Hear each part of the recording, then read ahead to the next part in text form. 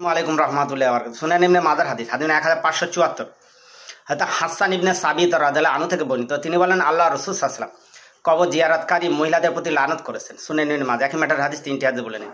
হাদিস নম্বর 1575 হয়তো ইবনে আব্বাস রাদিয়াল্লাহু আনহু থেকে বর্ণিত। তিনি বলেন আল্লাহ রাসূল সাল্লাল্লাহু আলাইহি ওয়াসাল্লাম কবর জিয়ারতকারী মহিলাদের লানত করেছেন। এই হাদিস নম্বর 1576 হাদিস আবি হুরায়রা রাদিয়াল্লাহু আনহু থেকে বর্ণিত। তিনি বলেন আল্লাহ রাসূল সাল্লাল্লাহু আলাইহি ওয়াসাল্লাম কবর জিয়ারতকারী মহিলাদের প্রতি লানত করেছেন। হাদিস সুনান ইবনে মাজাহ। ব্যাখ্যা এখানে তিনটি হাদিস একই ম্যাটারে, যেখানে কবর জিয়ারতকারী মহিলাদের প্রতি লানত করেছে। ভাই পীরের মাজার হোক আর যাই হোক, আপনি মহিলা আপনি জিয়ারত করে আপনার প্রতি লানত দিয়ে রসুল সব ছেড়ে কোরআন পড়ুন, নামাজ পড়ুন, বাড়িতে বসে চান আল্লাহর কাছে।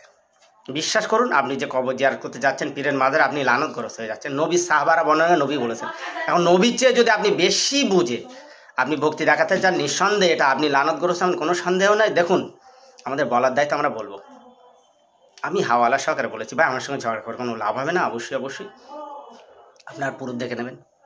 নবী সাল্লাল্লাহু আলাইহি ওয়াসাল্লাম বলেছেন। এবার নবীর চেয়ে যদি কেউ বেশি বুঝে সে নিজের জীবনকে ধ্বংস করতে চায়, সে তার ইচ্ছা।